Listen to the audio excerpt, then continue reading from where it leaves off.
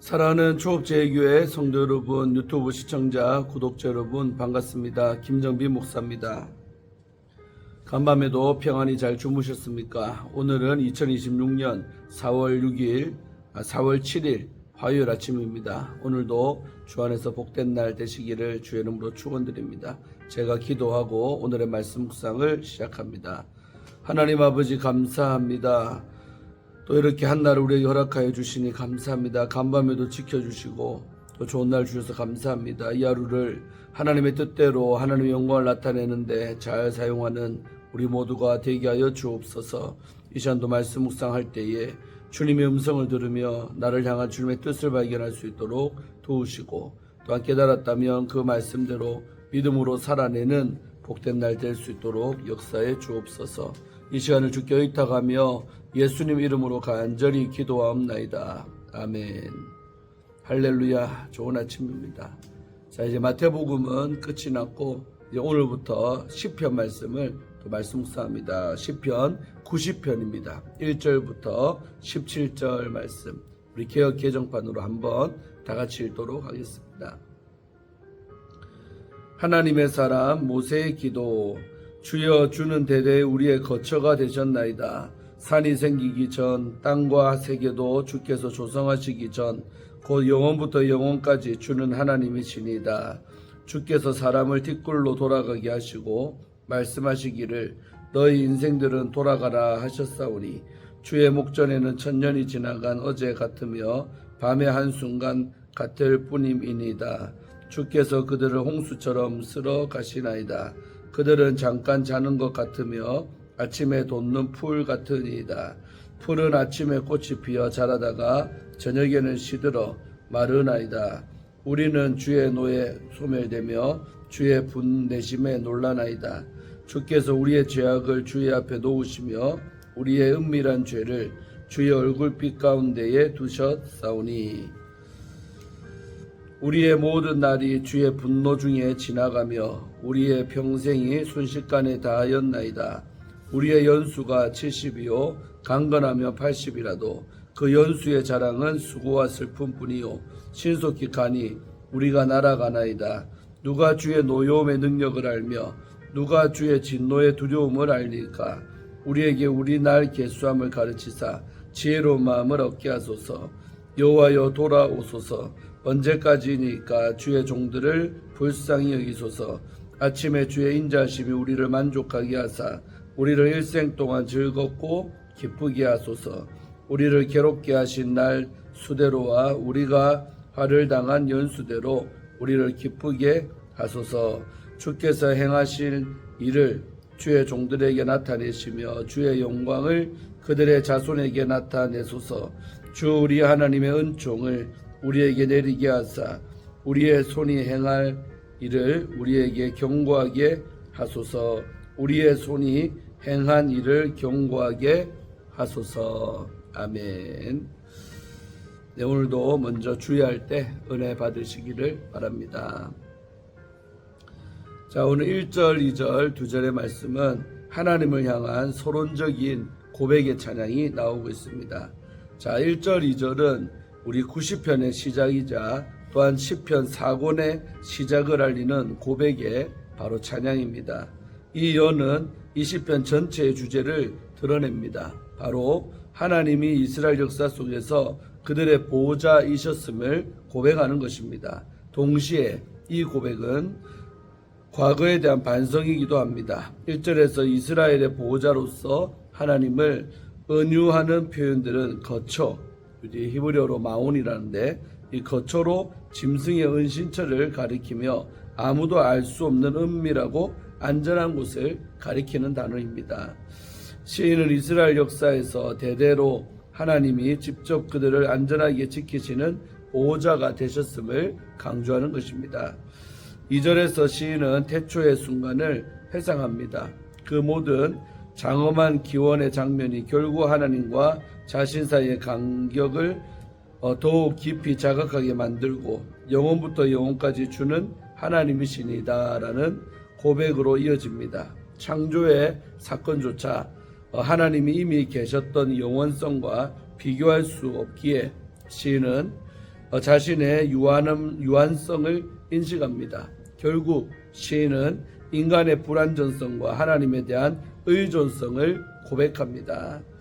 자, 다음으로 우리 3절에서 6절 말씀은 인간의 유한함에 대한 단언입니다.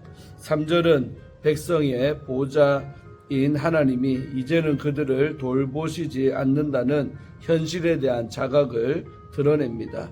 이 현실은 인간의 유한성을 가리키는 두 표현인 에노시와 또 베네 아담을 통해 드러납니다. 이 에노시라는 단어는 무력한 인간의 본질을 나타내는 단어고, 또 베네 아담은 인간의 본질, 즉 땅에 묶인 피조물임을 드러내는 단어입니다. 시편 8편은 인간을 이 본문과 마찬가지로 아담과 에노시라 부르며 보잘것없는 존재지만 하나님께 존귀함을 받는 모습을 서술합니다. 그러나 시편 90편은 인간을 다시 연약함의 자리로 돌려놓아 하나님 앞에 드러나는 인간의 유한성을 폭로하는 것입니다. 본문의 티끌이라는 표현은 쪼개지거나 터졌다는 의미입니다. 결국 하나님 없는 인간은 의미 없는 존재일 뿐입니다. 이어지는 우리 4절에서 6절도 동일한 맥락을 보여줍니다. 4절은 하나님의 영원성과 동시에 3절에서 나타나는 인간의 유한함을 강조합니다. 인간에게 긴 세월도 하나님께는 순간일 뿐이며 이어지는 세대 속에서 사라질 수밖에 없는 자에게 쪼개진 존재일 뿐입니다. 5절에서 6절은 인간의 삶이 하나님의 주권 아래 얼마나 쉽게 쓸려가고 사라지는지 그려냅니다. 이러한 묘사는 단순한 비관주의가 아니라 영원하신 하나님 앞에서 인간의 짧은 생명을 있는 그대로 드러냅니다. 결국 시인은 인간이 스스로를 과대평가하지 않도록 하나님과 인간을 대비시키며 인간의 근본적인 유한성을 드러내는 것입니다.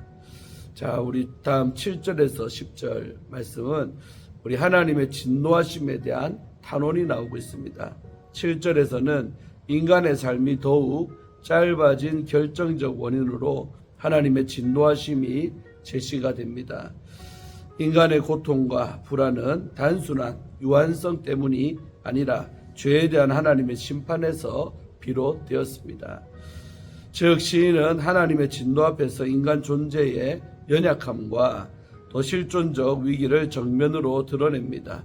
또한 8절에서 시인은 하나님이 우리의 숨겨진 죄까지 당신 앞에 드러내시며 그분의 얼굴 앞에서 인간의 은밀한 죄와 내면의 실상을 철저히 직면한 상황을 서술합니다. 본디 얼굴빛은 하나님의 임재를 상징합니다. 하나님이 임재하신 순간은 기뻐해야 할 때이지만 본문에서는 하나님의 임재 때문에 인간의 죄가 적나라하게 드러나므로 고통스러운 순간이 되었음을 표현합니다. 죄로 인한 하나님의 심판 아래에서 인간의 삶은 본질적으로 불안정하며 죄는 우리의 삶을 무너뜨립니다. 이 비관의 원인은 인간의 죄이며 하나님의 분노를 만나는 그 순간 인간의 취약함이 드러날 수밖에 없습니다. 인생이 수고와 슬픔뿐이라는 10절의 고백은 단순한 허무주의가 아니라 죄로 인해 생을 긍정할 여지가 사라진 인간의 비통한 현실을 보여줍니다. 자, 다음으로 우리 11절과 12절 두 절은 지혜를 구하는 기도가 나오고 있습니다. 11절에서 시인은 인간이 자신의 죽음과 또 죄 사이의 관계를 거의 깨닫지 못하는 것이 그 죄의 본질임을 드러냅니다. 사람들은 순간을 위해 살며 하나님의 뜻과 인간의 뜻 사이에 긴장에 관심을 두지 않기에 하나님의 진노 역시 마음에 깊이 새겨지지 않습니다. 12절에서 시인은 이러한 무지와 자기 기만을 깨뜨릴 유일한 길이 하나님의 가르침이며 하나님이 지혜를 우리 마음속에 들여오시는 은혜에 있음을 고백을 합니다. 이 지혜란 인간 존재를 넘어서는 하나님의 영원한 목적을 바라보며 매 순간을 하나님 앞에서 새롭게 살아가려는 마음입니다. 자, 다음 우리 13절과 14절 말씀. 공동체를 위한 자비를 강구하는 내용이 나옵니다. 13절에서 시인은 공동체를 위한 중보로 하나님께 돌아오심을 간청합니다. 이 돌아오심, 우리 히브리어로 슈브라고 하는 단어를 씁니다. 인간의 연약함과 죄로 인해 무너진 삶의 현실 앞에서 시인은 하나님이 다시금 불쌍히 여기심을 베푸시기를 소망합니다. 14절에 아침은 고난의 밤이 지나고 하나님이 새 생명을 허락하시는 은총의 순간을 말합니다. 자, 다음 15절, 16절 두 절은 현재 세대와 미래 세대를 위한 강구가 나오고 있습니다. 우리 15절은 고난과 위로 사이의 균형을 요청하며 이스라엘이 겪어온 슬픔의 날만큼 하나님이 기쁨과 회복을 허락하시기를 구하고 있습니다. 시인은 하나님의 성품이 사랑과 긍휼에 있음을 알기에 이 간구를 담대하게 드립니다. 16절에서는 과거 하나님이 행하신 이 구원의 역사와 영광이 다시금 현재에도 드러나기를 소망합니다. 이 구원의 역사가 다음 세대까지 이어지기를 바라며 하나님이 그의 종들의 삶을 계속 붙들어 달라는 간구가 이어집니다. 우리 마지막 17절 부분은 자비의 지속을 구하는 마무리 기도가 나오고 있습니다. 17절은 시편 90편 전체의 이 마무리로서 우리의 손이 행한 일이 견고히 세워지기를 바라는 그런 기도입니다.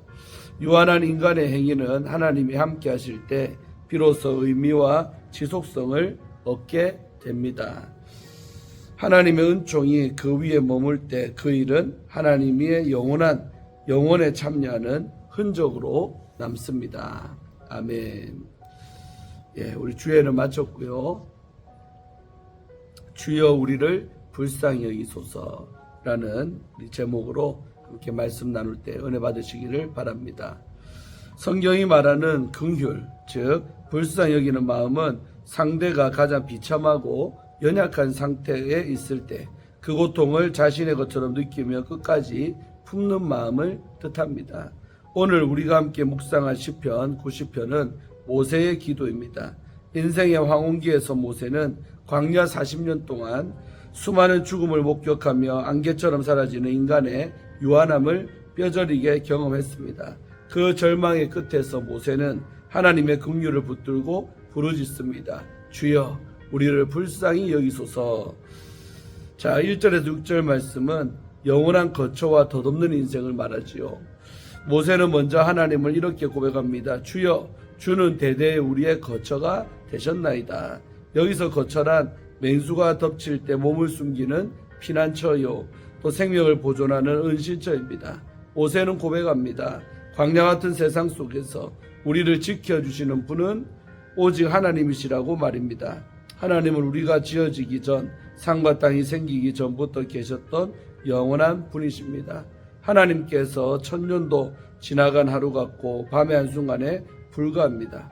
그러나 인간은 다릅니다. 인간의 삶은 잠깐 자는 것과 같고 또 아침에 돋았다가 저녁에 말라버리는 풀과 같은 것입니다. 인간은 하나님이 돌아가라 말씀하시면 한 줌의 티끌로 돌아갈 수밖에 없는 연약한 존재이지요. 다음으로 우리 7절에서 12절 말씀을 통해 죄의 그늘과 나를 계수하는 지혜가 나옵니다. 모세는 인간의 삶이 이토록 짧고 고통스러운 근본 원인을 분명하게 짚습니다. 그것은 바로 죄입니다. 하나님의 거룩한 빛 앞에서는 우리의 은밀한 죄를 숨길 수 없습니다. 우리의 인생이 하나님의 진노 가운데 지나가기에 그 인생의 자랑이라는 것조차 결국은 수고와 슬픔뿐입니다. 강건하면 80을 살지만 그 세월은 날아가는 것처럼 신속히 사라집니다. 그러나 이 모세의 기도는 여기서 멈추지 않습니다. 그는 죽음을 피하게 해달라고, 고난을 없애달라고 기도하지 않습니다.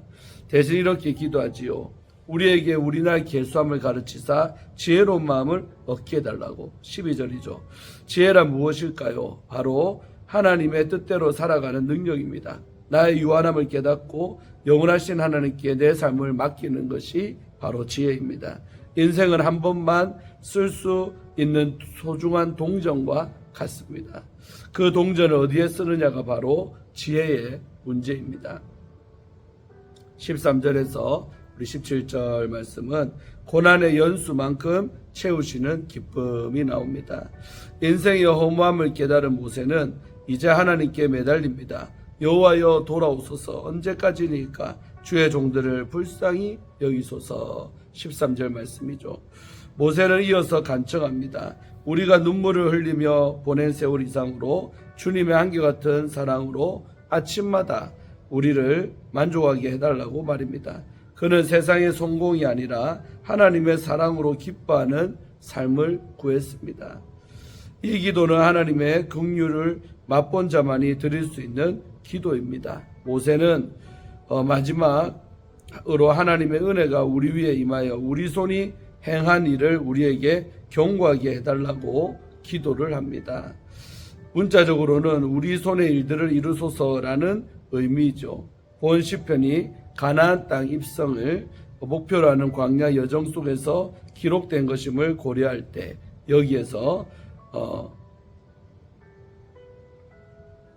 일들을 이루소서란 이제 광야 여정을 무사히 마치고 한 사람의 나고자도 없이 가나안 땅에 입성하도록 인도해달라는 바로 소원이라고 볼 수가 있죠. 사랑하는 우리 성도 여러분, 우리가 죄로 인해 부패하고 죽어갈 때 하나님은 우리를 외면하지 않으셨습니다. 하나님은 예수 그리스도를 통해서 우리를 당신의 품에 품어주셨지요. 예수님은 십자가에서 우리 대신 죽임 당하시고 티끌로 돌아갈 수밖에 없는 우리 인생을 영원한 생명으로 옮겨주셨습니다. 오늘 하루 짧은 인생을 주님께 온전히 맡기기를 주의 이름으로 축원합니다. 주여 우리를 불쌍히 여기소서라고 기도하며 나아갈 때 주님은 우리의 수고와 슬픔을 기쁨으로 바꾸어 주시고 우리 손이 하는 모든 일을 통해 영광 받으실 것입니다. 아멘. 우리 마지막으로 김경진 우리 소망교회 목사님 쓰신 질문하시는 하나님이라는 우리 책의 일부분을 읽어드리고 마치려고 합니다. 북부 유럽 지역 르네상스 미술의 거장으로 알려진 우리 한스 홀바인의 작품 중에 대사들이라는 그림이 있습니다. 1533년에 완성된 초상화입니다. 이 작품에는 프랑스 대사 두 사람이 등장을 합니다. 장 드 당트빌과 조르주 드 셀브입니다. 왼쪽에 서 있는 인물이 당트빌입니다. 몸에 걸친 화려한 옷이 그의 부유함과 지혜를 잘 드러내줍니다. 그리고 옆에 서 있는 셀브는 주교의 직책을 가진 당시 우리 존경받는 사람입니다. 두 사람 사이에는 문명을 상징하는 많은 물건이 놓여 있습니다. 그들의 학식과 생명 능력을 자랑하는 물건들도 함께 있습니다. 그리고 중간에는 의미심장한 시계 하나가 놓여 있습니다. 이처럼 디테일이 강한 이 작품 속에서 한 가지 비밀이 담겨 있습니다. 바로 두 사람 사이 앞부분에 그려진 형체를 제대로 알 수 없는 사물입니다. 자세히 들여다보면 해골임을 알게 됩니다. 무엇보다 두 젊은이와 해골의 상징적인 대비가 눈에 띕니다. 그들은 화려한 옷을 입었습니다. 한창 젊은 나이에 다양한 학문을 학습하고 음악을 하고 과학과 수학을 이해했습니다. 나침반이나 천문학 기기들도 활용했습니다. 외국에 대사로 진출해서 역할도 감당했습니다. 그런 두 사람이 서 있는 조상화에 놀랍게도 그들의 미래가 함께 나타나 있습니다. 아무리 화려하고 멋지고 젊다 해도 결국은 죽는다는 것입니다. 그래서 해골은 허물을 표현합니다. 그런데 이 해골은 정면에서는 볼 수가 없습니다. 비스듬하게 볼 때 역력하게 드러납니다. 이것이 이 그림을 특별하게 평가받는 이유이기도 합니다. 아멘. 자, 은혜가 되는 마지막 글이었습니다.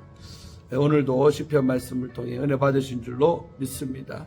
정말 우리의 날 계수함을 알게 하사 지혜의 마음을 얻게 하소서. 이 말씀이 참 너무나 좋지요.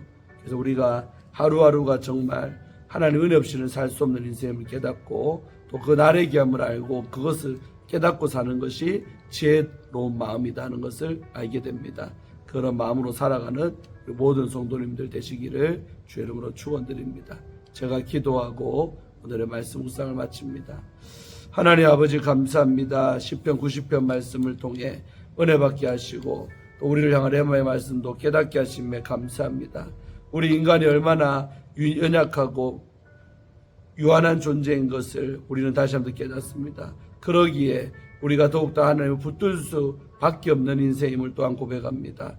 아버지 하나님, 연약한 우리들 정말로 주님 없이는 살아갈 수가 없는 불쌍한 존재들입니다.